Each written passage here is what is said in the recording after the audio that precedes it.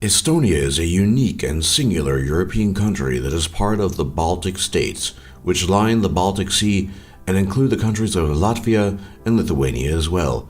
Possessing a unique system of taxes, language, culture, and history, Estonia desperately needs more exposure. So to make that a reality, we bring you the 10 things you didn't know about Estonia.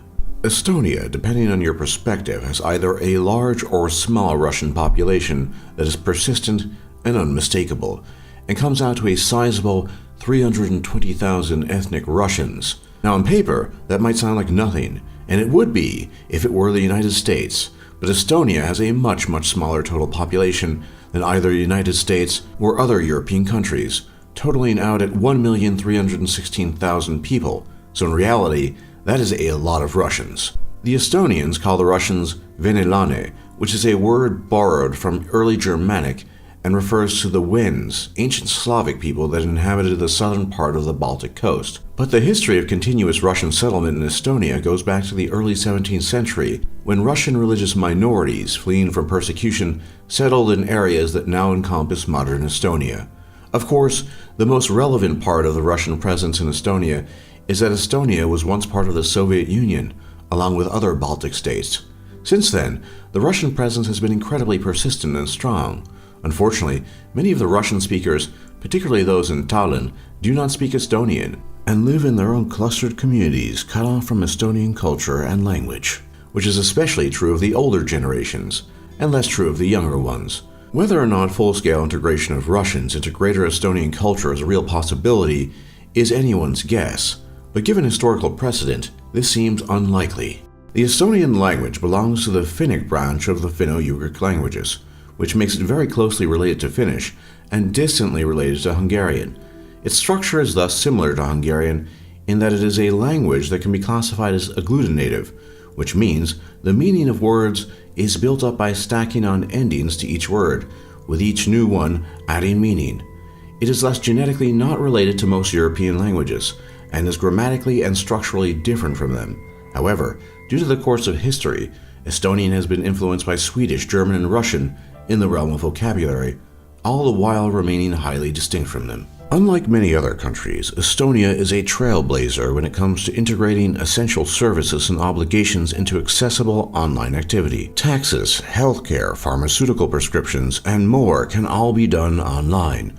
This is because Estonia's government is what one might call a digital government, in that virtually everything of importance related to government and public life can be accomplished in less than 30 seconds by left-clicking your mouse. Many people have marveled at this accomplishment, particularly because until 1991, Estonia was part of the Soviet Union. But unlike most other former Eastern Bloc countries, Estonia has not only fully embraced modernity, but it has been pushing the envelope further than virtually any other country on the planet. It is difficult to know why this is the case, but it is probably due to the small size of the country and small population, as well as distinct cultural differences when compared to other Eastern Bloc countries, that Estonia is ahead of the curve, not only in comparison to them, but the entire world. Unlike many other former Eastern Bloc countries, such as Poland and Ukraine, Estonia is one of the least religious countries on Earth.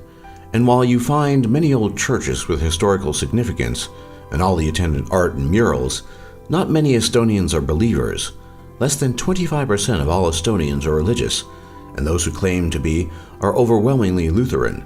But the truth is, in a progressive and tech-savvy country such as Estonia, religion is just kind of, well, old-fashioned, and thus none of this should come as a surprise to anyone. Estonian cuisine is similar in some ways to that of its Scandinavian neighbors, but still distinct and unique.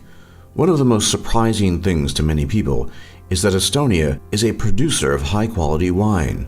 Above all, the type of wine called fruit wine, which usually has more than just grapes as an ingredient, and can include berries, flowers, and other things. The basis of most Estonian food is meat, potatoes, and fish, and Estonian cuisine is hearty and filling. In particular, rye bread, pork, and dairy products are popular, and Estonia's eating habits are closely linked to the changing of the seasons. In addition, perhaps in emulation of Germans and Russians, Estonians consume copious amounts of beer and vodka. Many foreigners might be shocked to hear this, but Tallinn, the capital city of Estonia, is actually the best preserved medieval city in all of Northern Europe. In fact, the city has been granted World Heritage status by UNESCO, otherwise known as the United Nations Educational, Scientific, and Cultural Organization. The reason for this is simple, as when one walks through the cobblestone streets, looking up at the centuries-old buildings and churches, one cannot help but marvel at it all, especially when considering how well preserved it all is. Tallinn has changed hands throughout the centuries, from the Danes and Swedes to the Germans, Tsarists, and finally the Soviet Union, and somehow, some way, all of its medieval beauty has been preserved. But this then is combined with the seemingly paradoxical modernity of the inhabitants, and one can only be puzzled and in awe. For example, public transportation is free for residents of Tallinn. These types of things might give us some insight into how Estonians have been able to preserve the old ways with the new so successfully. Strangely enough, Estonia has a disproportionately higher female population than male one. For every 100 women, there are only 84 men. In addition to the disproportionate numbers, Estonian women also live an average of 10 years longer than Estonian men, which could at least partly account for this discrepancy. There are all kinds of theories as to why this is the case, but no conclusive evidence for any of them. Either way, Estonian men seem to be in an advantage when it comes to the dating market, and less so in terms of longevity. Who doesn't know Skype these days? And who can live without it? Most people would be inclined to believe that Skype was an American invention, but not so fast, because this incredibly useful and now omnipresent telecommunication software is in fact Estonian in origin. It was created by the Estonians Ati Heinla, Tovo Annus, and Priit Kasalu in 2003. Beyond innovative for its time, and now a must for virtually anyone in the world, it was later acquired, rather uncreatively, by Microsoft, which is why most people think it is American.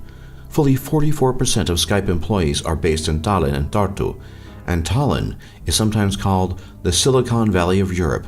Today, Skype is the preeminent means of telecommunications between people across the globe, and we have 3 Estonians to thank for it.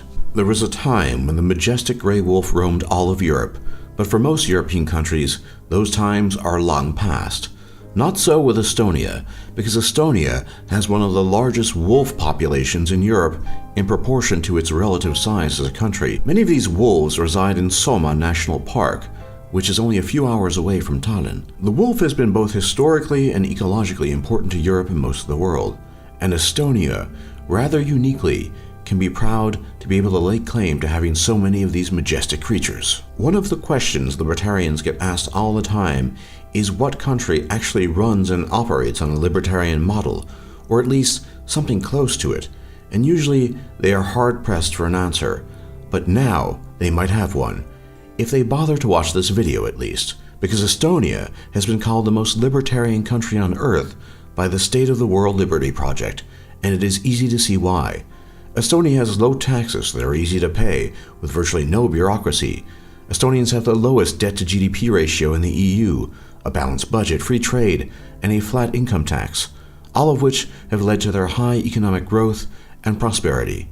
Estonians now rank globally 22 out of 152 countries on the Human Freedom Index and 8 out of 186 economies on the Index of Economic Freedom, and are in the #1 category in the Freedom in the World report.